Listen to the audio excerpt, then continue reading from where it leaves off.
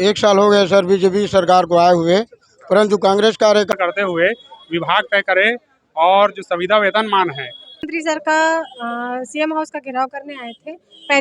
आज छत्तीसगढ़ समर्थन मूल्य धान खरीदी कंप्यूटर ऑपरेटर संघ ने अपनी 2 सूत्री मांगों को लेकर मुख्यमंत्री निवास का घेराव करने की योजना बनाई थी। संघ के सदस्य बड़ी संख्या में एकत्रित होकर अपनी मांगों के लिए प्रदर्शन कर रहे थे, लेकिन पुलिस ने उन्हें बीच रास्ते में ही रोक दिया। उनकी प्रमुख मांगें हैं नियमितीकरण और वेतनमान में सुधार।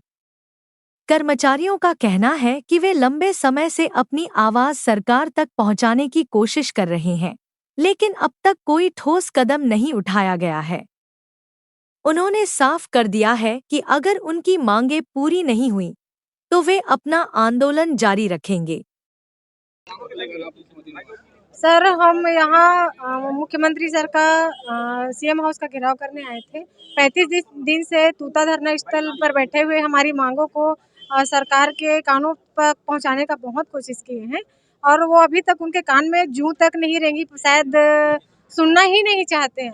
हमारी 2 मांग है 27% वेतन वृद्धि जो 1 साल पूर्व लागू हो चुका है और हमारा एक विभाग में हमको दे के हमारा संविलियन कर दे। अभी तक कोई आदमी नहीं आया हमारे पास। 35 दिन में कोई भी एक भी यहाँ कोई आया ही नहीं है। 35 दिन में हम लोग यहाँ पे पूरा नवरात्रि मना लिए, दशहरा मना लिए, करवा चौथ भी मना लिए। उसके बाद भी किसान को शासन को नहीं लगता कि हम उनके परिवार हैं, कि हमें उनकी ज़रूरत है। वो जानना ही नहीं चाहती सर। जो मिल रहा है जैसे मिल रहा है, ना तो वहाँ पानी की व्यवस्था, ना तो खाने का। कल से ठेले वेले जो भी लगे हुए थे तूता धरना स्थल पर, उसको भी हटा दिया गया है। पानी का एक बोतल भी नहीं मिल रहा है वहाँ पे। और जैसे तैसे हम अपना उधारी लेकर किसी जैसे भी करके हम भूखे पेट एक टाइम खा रहे हैं, एक टाइम भूखे पेट सो रहे हैं। हम लोग सर पूरे छत्तीसगढ़ से हैं। मैं महासमुंद जिला से हूँ, प्रमिला मानिकपुरी प्रदेश संगठन प्रभारी। सर हम लोग 2 सूत्री मांगों को लेकर यहाँ पर 35 दिन से धरना पर डटे हुए हैं और अभी तक सरकार जो है हमारी कोई सुध नहीं ली है। तो हम लोग तो ये चाहते हैं कि जो शासन बोलते हैं कुशासन बोलते, क्योंकि हमको भी उम्मीद है सर, कांग्रेस सरकार भी नहीं किए हम लोग का, तो ये सरकार आने के बाद में हमको उम्मीद थी कि बीजेपी शासन जो है हमारी बात को सुनेगी, लेकिन ये भी सरकार नहीं सुन रही है सर। हम मजबूर है, हम 35 दिन से अपने घर परिवार को छोड़कर हम धरना स्थल पे हम और ऊपर से हमको यहाँ से भगाने की कोशिश कर रहे हैं। तूता धरना स्थल में हमको डराने धमकाने की कोशिश की कि यहाँ से आप लोग हट जाओ, भग जाओ। तो मजबूर हो गए हम यहाँ पर आए हैं आज मुख्यमंत्री निवास घेराव करने के लिए। वहाँ पर भी हम लोग को पुलिस बलों द्वारा हमको भगा दिया गया है। तो हम कहाँ जाएंगे सर, मंगने के लिए कहाँ जाएंगे सर? जो देगा उसी के पास में हम लोग मंगने आए हैं सर। तो मैं चाहती हूँ कि शासन से हमारी जो 2 सूत्री मांग है उसको पूरा कर दे। 27% वेतन वृद्धि और हम लोग का जो खाद्य विभाग में उसमें संविलियन कर दिया जाए। सर 35 दिनों से लगातार चल रहा है सर। एक साल हो गए सर बीजेपी सरकार को आए हुए, परंतु कांग्रेस कार्यकाल में हम लोग का जो वेतन जारी किया गया था 27% वृद्धि का लाभ, उसको अभी तक के नहीं दिया गया भाजपा सरकार की ओर से, जिसमें अभी हम लोग का वेतन जारी किया गया वो 18,420 रुपये का ही जारी किया गया। सर 18,420 जो विगत 2 साल से हम लोगों को मिल रहा है, उसी को सरकार ने कैबिनेट में और मंजूरी दिया गया है, ऐसा करके उसी को कॉपी पेस्ट कर दिया गया है। जबकि हमारा जो वित्तीय पिछले वर्ष से 27% वेतन वृद्धि हो चुकी है, जो अभी तक हमको अप्राप्त है या लागू कर ही नहीं रही है। सरकार सिर्फ धान खरीदी के माध्यम से ही अपना शासन सरकार में आती है और जाती है।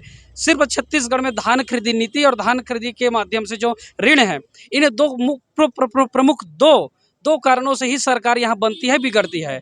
और इसका मुख्य तारणहार हम ही लोग हैं, ताकि हम सभी डाटा एंट्री ऑपरेटर धान खरीदी को सुचारू रूप से, सुव्यवस्थित रूप से, 100% शुद्धतम रूप से, ईमानदारी से कई घंटों तक कार्य करके, सिर्फ 8 घंटा नहीं, दिन रात एक करके, न इसमें कोई टाइम रहता है, न कोई समय सीमा रहता है, न संडे न कोई अवकाश, फिर भी हम लोगों की कोई आवाज़ को सुना नहीं जा रहा है। ये शासन क्या बोले सर। अब हमारे लगभग 3,000 की संख्या है।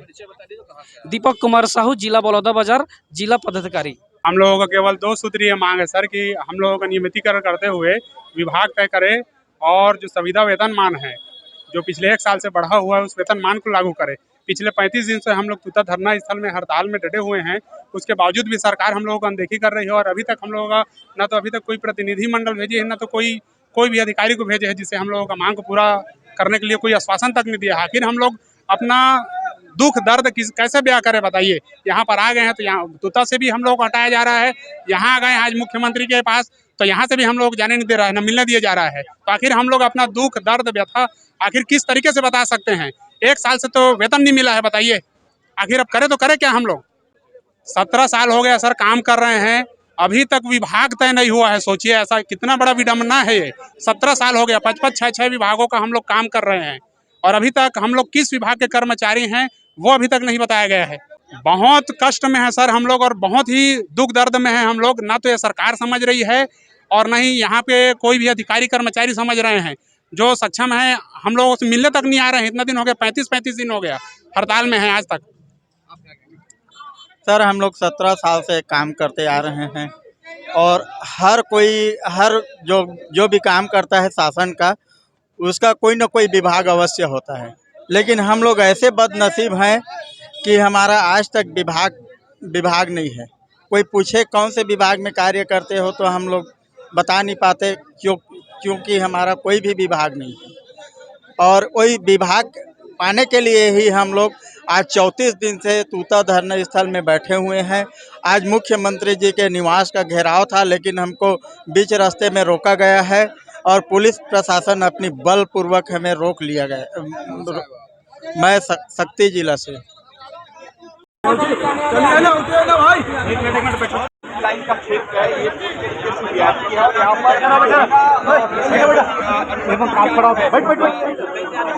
किया जा सकता है, लेकिन आप समझिए कि सैकड़ों की तादाद में प्रदर्शनकारी पहुंच रहे हैं और ये पहला मामला नहीं है।